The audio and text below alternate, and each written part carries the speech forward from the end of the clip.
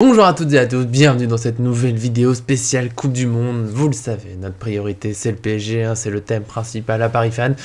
Mais en ce moment c'est la Coupe du Monde, donc forcément on vit ça avec vous.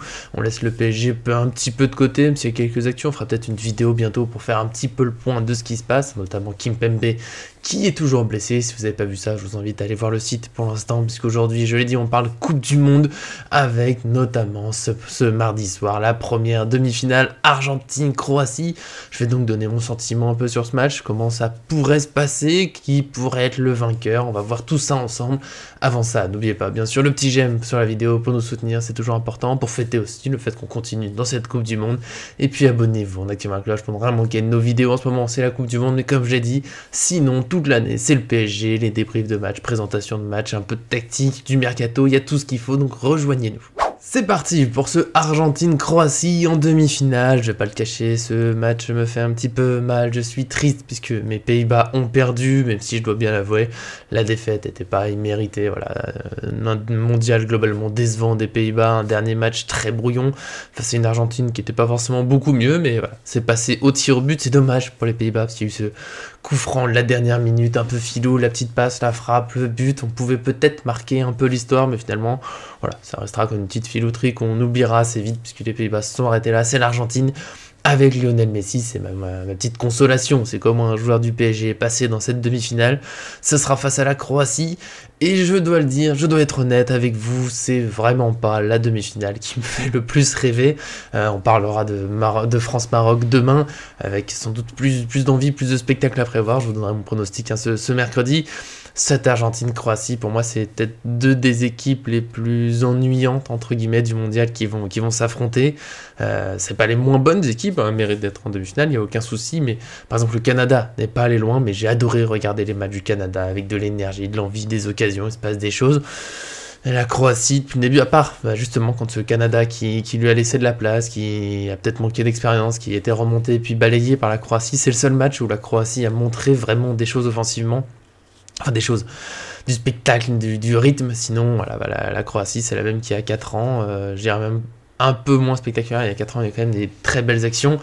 Là, c'est surtout défensif, c'est surtout de la gestion du ballon, de ne pas se découvrir, voilà, agacer l'adversaire. Hein. Le Brésil a cru avoir trouvé la solution avec son 1-0, but de Neymar, mais ils ont su revenir. C'est la force des Croates, ils attaquent pas énormément, mais finalement, ils arrivent soit à être solides, déjà ils sont relativement solides, et puis ils mettent souvent un petit but, parce qu'il y a quelques occasions, et quand ils sont là, ils ont des joueurs quand même très adroits. Voilà, c'est une équipe forte, que j'apprécie pas particulièrement regarder, c'est pas le style de football que j'aime, mais c'est comme ça. Et l'Argentine qui essaye, je pense, d'être plus offensive, mais qui a du mal à être vraiment convaincante. Je la trouvais mieux avant ce mondial.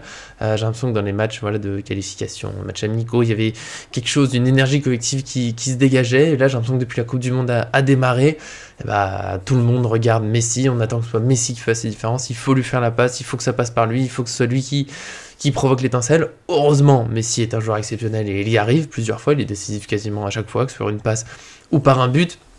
Et il réussit d'ailleurs une belle Coupe du Monde, mais j'aimerais voir plus de choses de l'Argentine.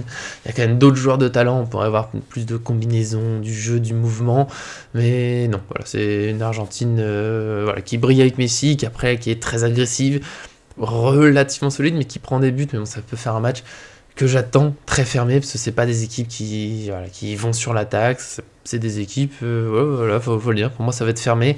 J'ai peur qu'on ait très peu d'occasions, peut-être Messi, à l'image de Neymar avec le Brésil, qui trouvera la solution, un dribble, une frappe de loin, un coup franc, une passe magique, hein, comme celle de l'ouverture de score contre les Pays-Bas, on va rien venir, et puis d'un seul coup l'attaquant est tout seul devant le but.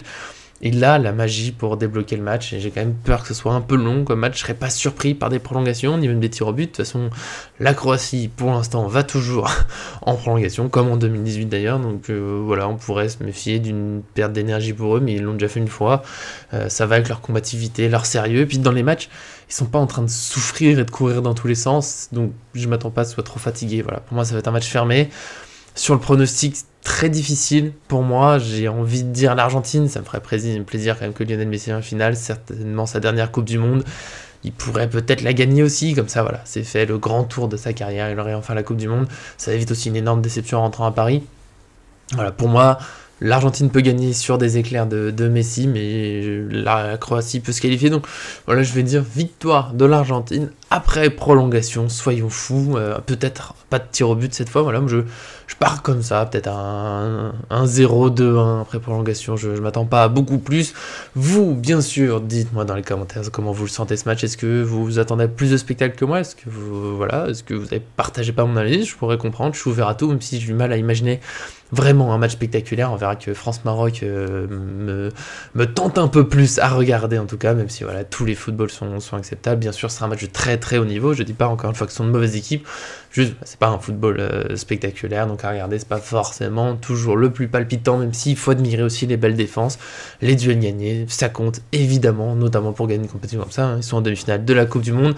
En tout cas, profitez de ce match, la Coupe du Monde est presque finie, alors d'un côté je suis content, j'ai envie de retrouver notre quotidien PSG à fond, même si bon bah la Coupe du Monde faut aussi en profiter, donc profitez voilà, de ce Croatie-Argentine. On se retrouve demain pour un petit débrief avec les pronostics de France-Maroc, on verra tout ça ensemble. Encore une fois, abonnez-vous pour rien manquer, que ce soit là sur la fin de cette Coupe du Monde et sur le PSG, ça va se mêler un peu les deux, hein, ce premier match amical du PSG ce vendredi à 11h, peut-être passer un peu inaperçu, mais pour moi c'est quand même très important. En tout cas, merci à tous de nous suivre et à très bientôt sur cette chaîne.